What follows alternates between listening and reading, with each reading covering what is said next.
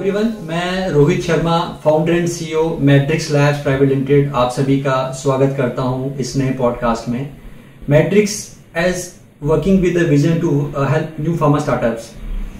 आज हम बात करेंगे how to choose a right company structure, benefits of GST, MSME and startup India companies. और इस विषय पे आज बात करने के लिए हमारे साथ हैं श्री अमित शर्मा जी।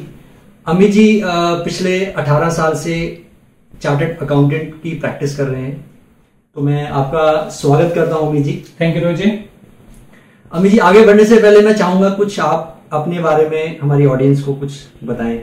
रोहित जी, 2005 में मैं सीए बनता हूं। उसके बाद पिछले 18 साल से मैं डिफरेंट टाइप की हर तरह के बिजनेस को अपनी कंसल्टेंसी की सर्विसेज प्रोवाइड कर रहा हूं। अभी तक मेरे पास 1000 से ज्यादा क्लाइंट हैं, जिसमें 200 से ज्यादा फार्मा मैन्युफैक्चरर, पीसीडी कंपनीज और एक फार्मा से रिलेटेड क्लाइंट हैं।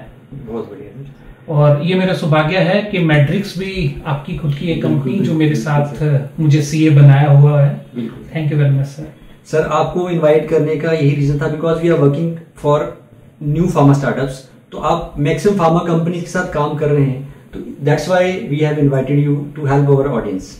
सो सर, मेरा पहला क्वेश्चन ये है कि जब भी कोई नया फार्मा स्टार्टअप शुरू करता है, उसके मन में क्वेश्चन रहता है कि उसको प्रोप्राइटरशिप में जाना है, प्राइवेट लिमिटेड में जाना है या एलएलपी में जाना है। How to choose a right company structure? Rohit ji, ये डिपेंड करता है कि जो प्रमोटर है उसका विजन क्या है जी। उसका विजन अगर गवर्नमेंट टैक्सेशन की बेनिफिट लेना है तो उसको उसके लिए कंपलसरी है कि उसको एलएलपी या प्राइवेट लिमिटेड में ही रजिस्टर्ड करना पड़ेगा। आईएसी टैक्स एग्जम्पशन है वो सिर्फ प्राइवेट लिमिटेड और एलएलपी को ही मिल सकती है। तो इसलिए जो भी आदमी स्टार्टअप को बड़ा बनाना चाहता है और गवर्नमेंट के टैक्स बेनिफिट चाहिए, उसके लिए कंपलसरी है कि वो एलएलपी या प्राइवेट लिमिटेड ही बनाए।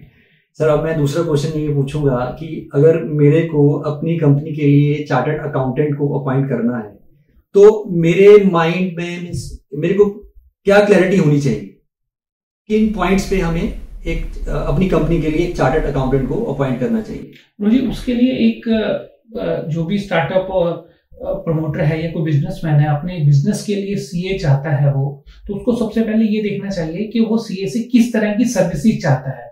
वो प्रोजेक्ट फाइनेंस से रिलेटेड सर्विसेज चाहता है, टैक्सेशन से रिलेटेड सर्विसेज चाहता है, जीएसटी से रिलेटेड सर्विसेज चाहता है। क्योंकि हमारी लाइन में क्या है कि कुछ सीएस सिर्फ जीएसटी में काम करते हैं, कुछ इनकम टैक्स में करते हैं, कुछ हर लाइन में काम करते हैं। तो आपका ऑब्जेक्ट पता होना चाहिए कि आप किस तरह का सीए रिक्वायर्ड है। अगर आप अब जैसे हम लोग हैं, हमारी शुरू से ही जो क्लाइंटेज रही है वो फार्मा लाइन में रही है। तो अगर कोई फार्मा का नया क्लाइंट आता है तो उसके लिए बेटर होगा कि कोई ऐसे ही सीए को चुने जो उस लाइन में एक्सपीरियंस हो। राइट।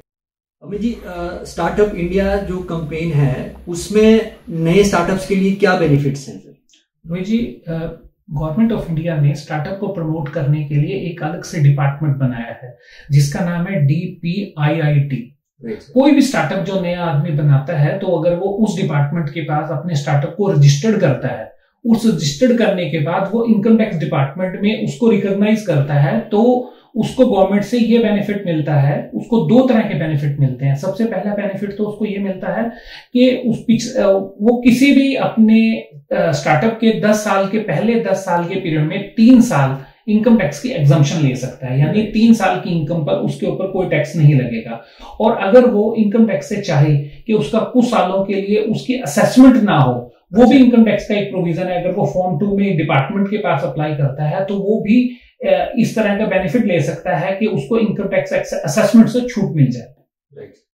अमित जी, प्रोप्राइटरशिप में जो कंपनीज हैं, तो क्या उनको एमएसएमई में और स्टार्टअप इंडिया में रजिस्टर करना चाहिए?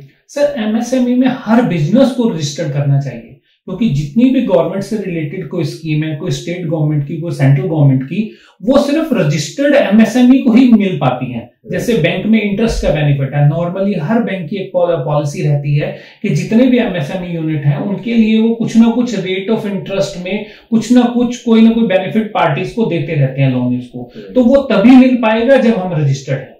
तो कोई इंडिया के अंदर आपने कोई भी मैन्युफैक्चरिंग या ट्रेडिंग बिजनेस लाए तो आपको सबसे पहले एमएसएमई में अपने आप को रजिस्ट्रेशन कराना चाहिए। तो अमित जी, मैंने अपना नया स्टार्टअप शुरू किया, तो क्या मैं डे 1 से फंडिंग अवेल कर सकता हूँ?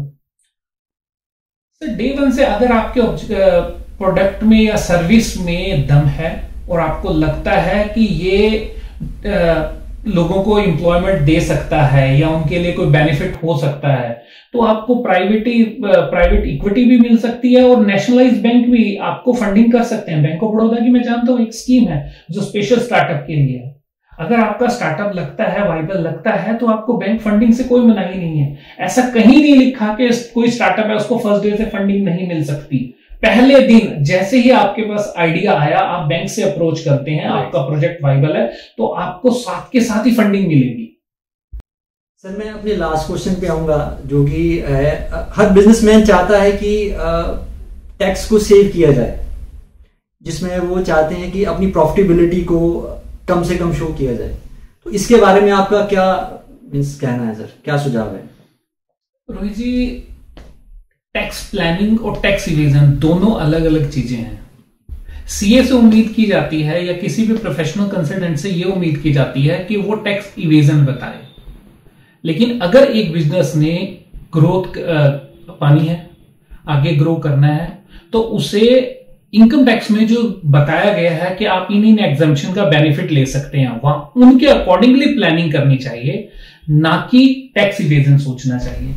अगर आप अपनी बैलेंस शीट में टैक्स बचाने के लिए फिजूल के खर्चे डालते हैं, अपने प्रॉफिट को कम दिखाते हैं, तो उसका लॉन्ग टर्म में जाके आपको ही नुकसान होगा। जितना आपके बैलेंस शीट में प्रॉफिट कम दिखेगा, जितनी कैपिटल कम होगी, कल कोई भी इन्वेस्टर नहीं आएगा, कोई भी बैंक आपको फंडिंग नहीं करेगा और हमेशा आपको यह डर बना रहेगा कि आज इनकम टैक्स के रेडार पे आ जाए, कल आए। मेरी हमेशा से अपने क्लाइंट्स को एडवाइस रहती है, प्रॉपर प्रॉफिट दिखाइए। इनकम टैक्स में जो एग्जाम्पशन, जो खर्चे हमें अलाउ किए हैं, आप उन सब का बेनिफिट उठाइए और जितना प्योर से प्योर आप अपनी बुक्स रख सकते हैं वो रखिए। लॉन्ग टर्म में ट्रांसपेरेंसी ही आपको बेनिफिट देगा। लॉन्ग टर्म में मैं कहना चाहूंगा ट्रांसपेरेंसी होनी चाहिए। बिल्कुल सर, बिल्कुल। अमित जी, आपने अपना कीमती समय निकाला, मैं आपका बहुत बहुत धन्यवाद करता हूं और मैं अपनी ऑडियंस का भी बहुत धन्यवाद करता हूं। आप भी अगर मैड्रिक्स के vision to help new pharma startups में जुड़ना चाहते हैं तो please don't forget to like and share this podcast with your friends and loved ones. और आप ऐसे ही अगर नए नए अपडेट्स चाहते हैं तो please subscribe to our channel. Thank you.